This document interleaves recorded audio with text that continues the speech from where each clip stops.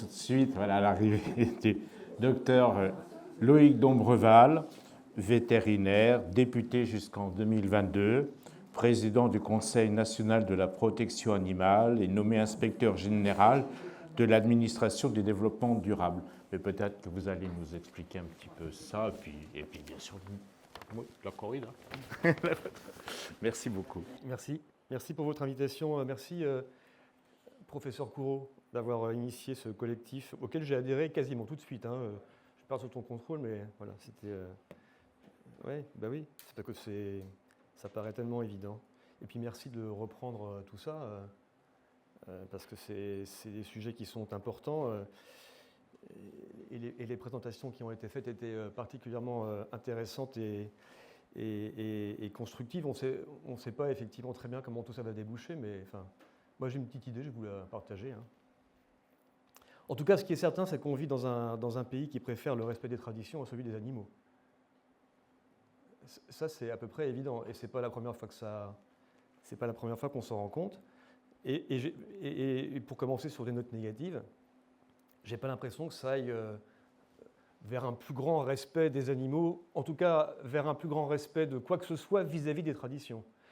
Pour le contexte politique qu'évoquait le sénateur Bazin précédemment, parce qu'on parle d'un arc méditerranéen aussi, là. Les départements qui sont concernés, c'est l'arc méditerranéen, j'en viens, je peux vous dire. L'ambiance, elle n'est pas exceptionnelle. C'est quand même très, très marqué sur, justement, il y en a marre, pardon, j'ai très mal parlé, mais il y en a marre de Paris qui emmerde la province, il y en a marre des Parisiens qui n'ont jamais sorti du périph', qui viennent nous expliquer la vie et ce que c'est que la loi. Il y en a marre, il y en a marre et il y en a marre. Et ce n'est pas Aymeric Caron, député du 18e, qui va, antispéciste en plus, qui va nous expliquer comment il faut faire. Et c'est d'ailleurs ce qui est largement ressorti dans les débats qu'il y a eu à l'Assemblée nationale en commission, et même par ailleurs, parce qu'il y a eu une tribune, je ne sais pas si vous vous souvenez, mais contre la PPL de Caron sur la question qui était quand même massive. Enfin, j'ai quelques verbatims, c'était quand même un grand moment. Il y avait des trucs, bon. Voilà. Alors, ce qui est certain, c'est que la corrida, c'est coriace, et que même contre la loi, elle s'est maintenue, cette corrida. Puisque en 1850, notre grand ami à tous, le général de Gramont, dit en fait, tu ne feras point de mal à l'animal en public. Et puis, jusqu'au jour en 1895, où il y a un juge de la chambre criminelle de la Cour de cassation qui a dit en fait, un taureau de combat, c'est un animal domestique. Donc, c'est pareil, quoi, on ne peut pas. Et comme disent les grands spécialistes du droit, contra legem, contra legem, contre la loi, la corrida s'est pourtant maintenue dans notre pays jusqu'en 1951, avec les traditions locales ininterrompues. Donc contre la loi. Donc quand on dit la corrida, c'est coriace, oui, la corrida, c'est très très coriace. Et donc c'est effectivement en 1951 qu'il y a la loi Ramaroni-Sourbet qui dit nanana, tradition locale, invoquée, légalise, on légalise la corrida. Mais entre-temps, il y en avait toujours. Voilà. Et enfin, qu'elle légalise, plus précisément, ça a été dit très bien. Ce n'est pas qu'elle a été légalisée, c'est qu'elle a été... On a admis des exceptions à son interdiction dans les départements en question. Et ça a été dit aussi très bien par Nicolas Bureau. Effectivement, cette appréciation juridique de la tradition locale ininterrompue, elle a joué quelques tours parfois aux élus locaux qui voulaient maintenir ou reprendre des activités de corrida, alors qu'elle est, ça a été dit, mais c'est important à bien avoir en tête, c'est un argument massif quand même, elle est interdite en France. Alors à l'Assemblée nationale, à laquelle je n'appartiens plus, donc je parle en toute liberté, ce qui va me changer un peu la vie, voilà, ça a commencé il y a un certain temps quand même, et aussi loin que je m'en souvienne, c'était une députée des Alpes-Maritimes dans laquelle il n'y a pas de corrida. Ça aussi c'est intéressant de voir. Quels sont les députés qui sont dans des départements dans lesquels il y a de la corrida, qui ont déposé des PPL anti-corrida? Pas des masses. Ou un des départements dans lesquels il y a de l'élevage. Parce qu'en fait, ça a été dit par le sénateur Bazin, c'est pareil tout ça. Moi, si je suis contre la corrida, alors, a priori, je suis contre l'élevage. C'est pas vrai, mais c'est comme ça que c'est perçu. Alors, en plus, si c'est un antispéciste qui le dit, alors là, c'est évident, quoi. Voilà. Ça veut dire que, ça veut dire que celui ou celle qui porte la parole du sujet qui est porté à l'Assemblée, dans les hémicycles du Sénat et de l'Assemblée, il faut y porter une grande attention. Je suis absolument convaincu de la sincérité totale d'Aymeric Caron sur le sujet. Je pense que ce n'est pas la bonne personne pour le porter. Voilà. Moi, il y a des gens qui m'ont téléphoné, qui m'ont dit « Jamais je ne voterai la PPL de Caron ». Tu rigoles ou quoi? Tu es anti-corrida depuis qu'on se connaît, tu es membre du COVAC de Kourou. Je m'en fous. Je ne voterai pas à la PPL. Pourquoi? Parce que c'est un antispéciste. Et donc, il a un agenda caché, et donc, comme machin, et en plus, il est député de Paris, et blablabla. Voilà. C'est comme ça que ça s'est passé en vrai. Parce que, bon là, je bavarde avec vous, je vais être dans tous les sens, mais vous allez probablement retenir 2-3 trucs. Mais il y a manifestement, si vous voulez, un truc qui fait que il faut, celui ou celle qui porte, encore une fois, le sujet, ne doit pas être soupçonné d'avoir une position trop tranchée et trop radicale. L'art de la politique, le sénateur Bazin le sait très bien, il le sait mieux que moi, puisque moi j'ai perdu les élections, c'est de rassembler, c'est de trouver des majorités, quelles qu'elles soient, et sur des sujets comme ceux-là qui sont particulièrement transpartisans. Quand la PPL, la proposition de loi dont j'étais rapporteur en 2021 a été votée, ça s'est voté dans tous les coins, hein, de l'extrême droite à l'extrême gauche. Et pour tout vous dire, ça m'était parfaitement égal. Moi, ce qui m'intéressait, c'était qu'elle soit votée. Et d'ailleurs, vous vous en souvenez aussi parfaitement, probablement que beaucoup d'entre vous se sont dit, mais c'est débile, il est con, Dombreval, pourquoi il n'a pas mis la corrida dans sa PPL? Ah bah parce que si jamais elle n'était pas votée. Hein. Mais là, pas du tout, hein, pas du tout, aucun, rien. Ni les cirques, ni quoi que ce soit, ni les Marineland qui embêtent beaucoup le ministère de la Transition écologique en ce moment, ni quoi que ce soit, ni les animaleries, ni les renforcements des sanctions pénales. Rien n'aurait été voté. Pour tout vous dire, l'intitulé même de la proposition de loi dont j'étais le rapporteur général en 2021 a été remis en question. Il m'a dit, si cette proposition de loi est intitulée pour le bien-être animal, nous ne la voterons pas. Je parle de députés de la majorité. Il n'était pas question et donc c'était la proposition de loi contre la maltraitance animale et pour la sécurité, la société, machin. Voilà, truc de 3 km. Mais ça aurait été une proposition de loi pour le bien-être animal, c'était clair et net, le groupe majoritaire auquel j'appartenais ne votait pas. Voilà, ça c'est pour vous. Alors les verbatims, quand même intéressants. Non, avant. Aussi loin, oui. 2004, Marlan Militello. Députée Muriel Marlan-Militello, Alpes-Maritimes, elle tente le coup, raté. 2007, elle retente le coup, raté. 2007, il y a Geneviève Gaillard, une consoeur, députée maire de Niort, qui demande une proposition de résolution, qui demande une commission d'enquête sur l'économie de la corrida. Vous saviez ça? Bon, on va y revenir un petit peu parce que c'est quand même intéressant et à mon avis, il y a un truc quand même à creuser. Enfin, en tout cas, à ma connaissance, il ne l'a pas été parce que c'est compliqué à creuser. On en parlait avec l'ancien maire, Arnaud Bazin, je l'ai été moi-même maire. Au niveau des collectivités locales, parfois, ce n'est pas toujours facile de trouver les bonnes lignes budgétaires. 2010, Muriel Marlan-Militello, qui décidément a du courage, remet le couvert avec une proposition ratée. 2011, Geneviève Gaillard, de nouveau, après sa demande de PPR, de proposition de résolution. 2013, Laurence Abeille. 2013, Meslot. 2013, de nouveau Gaillard. 2015, Abeille sur les mineurs de 2014. Donc vous voyez que ça a 10 ans, en fait. Il y a 10 ans déjà, sur les mineurs de moins de 14 ans, il y a eu une proposition de loi qui a été en tout cas déposée. En 2015, au même moment, quelques mois après, il y a un autre député, mais lui, il a 16 ans. Voilà, donc il augmente. Dès qu'en augmentant de 2 ans, on va peut-être passer le truc. Non, ça va pas marcher non plus. Ensuite, 2016, Zumkeller. 2018, Kleisbauer. Intéressant, Philippe-Michel Kleisbauer, que je connais bien, député du Var. Et lui, il dépose une proposition de loi, un article, abolition. Voilà, bon, elle n'est jamais examinée, évidemment. 2021, Éric Pauget, député des Alpes-Maritimes aussi. Pareil, il dit elle n'est pas dans la loi de 2021, donc je vais quand même réessayer. Malgré 15 tentatives ratées, je vais quand même réessayer. En fait, à chaque fois, ce qui est intéressant, c'est presque des propositions de loi d'appel, parce qu'on sait que ça ne sera pas voté. D'appel parce qu'elles ont systématiquement, ces PPL déposées, elles ont un retentissement médiatique. Et donc, on met le doigt, médiatiquement, on met le flash, le projecteur sur le sujet, ce qui est bien. Mais ce qui crée aussi énormément d'espoir, qui sont toujours déçus. C'est ça qui est un peu triste. Voilà. Et la proposition de loi d'Émeric Caron en 2022, elle passe en niche parlementaire, ce qu'a évoqué Arnaud, elle passe en niche parlementaire des Insoumis ou NPF, enfin bref, je sais pas, NUPS, en 4e position.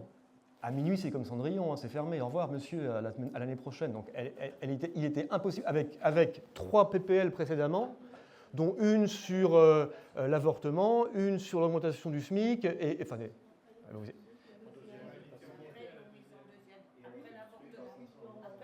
non, mais oui, mais enfin, ils l'ont décalé. Elle n'est pas passée. Oui, d'accord. Enfin, il l'a retiré. Oui, bah, bah, évidemment. Oui, bah oui, mais voilà. Là aussi, il y a quand même il y a des stratégies ou des tactiques plutôt à mettre en place qui permettent de limiter les risques. Vous savez, Cédric Villani, qui est un copain, quand il a déposé sa proposition de loi qui était invotable, qui ne serait pas votée, qui a fait par contre beaucoup de bien à la question de la condition animale en France et qui a ensuite probablement aussi déblayé un petit peu le terrain sur la question de la loi de 2021. Ils ont commencé à parler à 22 heures. Abolition de tout, de l'expérimentation animale, abolition à 22 heures. Enfin, voilà. Après, encore une fois, proposition de loi d'appel, respect pour la personne, sa sincérité et la qualité de la loi. Enfin, c'était absolument impossible. Et encore une fois, la vraie vertu, ça a été de nouveau de mettre le projecteur.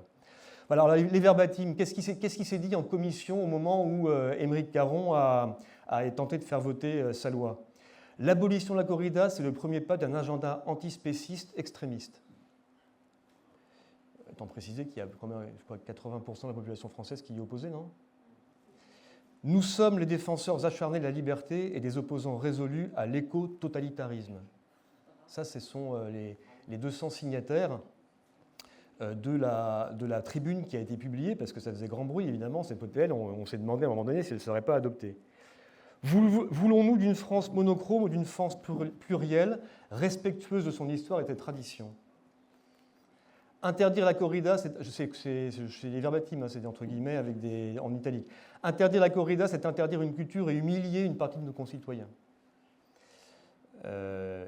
Effacer nos singularités culturelles, nos marqueurs régionaux, effacer la diversité de ce que nous sommes, bafouer le respect d'autrui et la fraternité qui fonde notre République. Et puis mesure symbole, ce qui est un argument que j'entends, au fond, parce qu'au regard en tout cas du nombre d'animaux qui sont concernés, soyons très précis, parce que c'est à peu près 1000 animaux qui sont concernés par an par la corrida, c'est absolument indigne, inhumain, dégueulasse, ignoble, c'est 1000 animaux. Et si on compare ces 1000 animaux à tous ceux qui sont abattus, parfois dans des conditions qui ne sont pas aussi atroces que ce qu'on a vu, parce que moi je suis sorti, hein, parce que je connais ça, c'est bon, j'ai déjà vu. Mais si on regarde le nombre d'animaux qui sont tous les jours, qui passent dans les abattoirs, qui sont abattus dans des circonstances quand même qui sont parfois à remettre en question très sérieusement, voilà, c'est un nombre qui est largement supérieur à celui et qui sont éventrés, encore conscients. Enfin, vous connaissez l'histoire. Voilà, je vais pas être trop long non plus, hein. Moi, j'ai été intéressé par Geneviève Gaillard qui, en 2007, demande une commission d'enquête sur l'économie de la corrida. En fait, elle tente, et elle est soutenue en ça par le président de la commission et même par le président de l'Assemblée nationale, elle tente de créer, elle veut interroger dans le cadre du groupe d'études parlementaire qu'elle préside, les parties prenantes de la corrida en France. Et elle se rend compte qu'après avoir invité ces différents acteurs, il n'y en a aucun qui vient. Aucun qui vient. Union des villes taurines, représentants légaux des collectivités concernées, éleveurs, à une seule exception près, ne viennent pas à la convocation, enfin à l'invitation du groupe d'études, malgré la proposition de médiation du groupe d'études parlementaires sur la tauromachie, parce qu'il y avait un groupe d'études parlementaires sur la tauromachie, donc qui est un groupe d'études supposé être majoritairement favorable à la tauromachie, et malgré l'appel à l'arbitrage du président de l'Assemblée nationale. Et donc le groupe d'études protection des animaux n'a pas pu mener ses travaux à cette époque-là sur l'aspect du poids économique des corridas en France et des conséquences d'une éventuelle interdiction sur certaines économies locales. Dans un constat général d'illisibilité comptable dans les budgets des collectivités qui masquent une réalité budgétaire des corridas dans la masse qui constitue les férias. Voilà. Et je cite encore la Commission. Enfin, au vu des informations qui ont été rendues publiques par plusieurs rapports des chambres régionales des comptes et des éléments d'investigation établis par la presse et certaines associations, il apparaît en effet que l'organisation de corridas en France et le soutien des finances publiques locales auraient donné lieu à de multiples irrégularités. À l'heure où une très large majorité de Français se déclarent opposés à l'organisation des corridas sur votre territoire, il est temps que la clarté soit faite sur le réel bilan économique et financier de la corrida en France. Est-ce qu'il a été fait, ce bilan économique et financier, très précisément? Il y a quelque chose qui s'est fait en ce moment, c'est la Cour des comptes d'Occitanie qui a fait une étude sur Nîmes, Céret, enfin sur 7-8 villes. D'accord.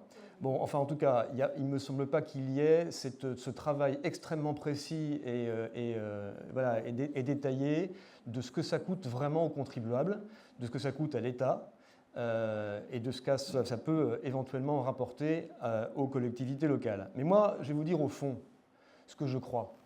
Vraiment. Moi, je crois que la corrida va s'éteindre d'elle-même. Parce que... oui, mais c'est mon avis, j'assume, il n'y a pas de problème. Je crois vraiment que l'avenir de la corrida est limité parce que le public qui assiste à la corrida, globalement, il est vieillissant.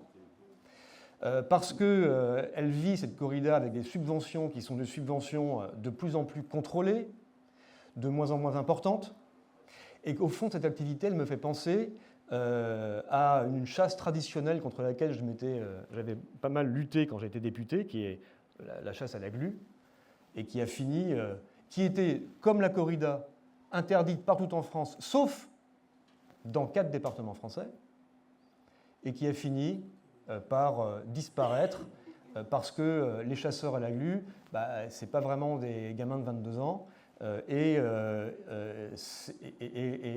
par manque, encore une fois, de soutien de l'activité, progressivement, elle a disparu d'elle-même. Voilà ce que je pense. Alors, c'est évidemment probablement décevant pour un certain nombre d'entre vous, mais moi, je n'ai pas l'habitude de ne pas dire ce que je pense, donc voilà comment je vois l'avenir de la corrida. Qu'est-ce que ça veut dire pour autant? Est-ce que ça veut dire qu'il faut baisser les bras? Pas du tout. Est-ce que ça veut dire qu'il faut poursuivre une mobilisation massive et constante des associations de protection animale? Et je parle de toutes les associations de protection animale. Je dis bien de toutes, parce qu'il y en a un certain nombre qui n'en parlent pas, ou en tout cas pas assez, me semble-t-il.